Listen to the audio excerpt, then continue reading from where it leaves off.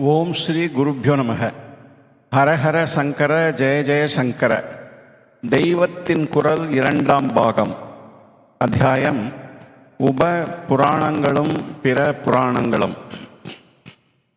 18 புராணங்களைத் தவிர 18 உப புராணங்களும் இருக்கின்றன. விநாயக புராணம், கல்கி புராணம் முதலியவை உப புராணங்களில்தான் இருக்கின்றன. முக்கியமாக 18 உபபுராணம் என்று சொன்னாலும் மேலும் அநேகம் இருக்கின்றன.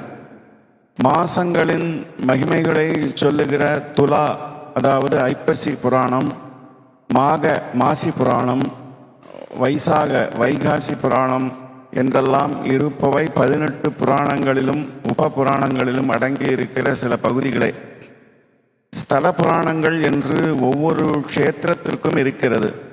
இவற்றிலும் பல முன்னே சொன்ன புராணங்களுக்குள்ளேயே இருப்பவைதான், தனியாக இருப்பவையும் அநேகம்.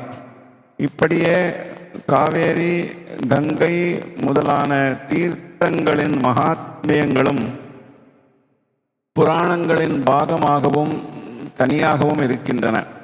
துலா புராணத்தில் முக்கியமாக காவேரி மகிமைதான் வருகிறது.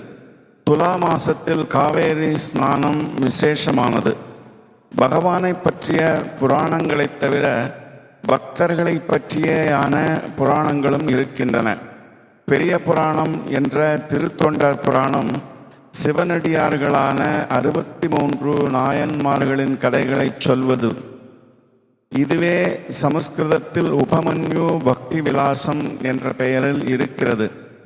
பண்டரிபுரத்தில் உள்ள பாண்டுரங்கனிடம் விசேஷமாக ஈடுபட்டிருந்த துகாராம், நாமதேவர் முதலானவர்களின் சரித்திரத்தை சொல்வதாக பக்த விஜயம் என்ற நூல் இருக்கிறது.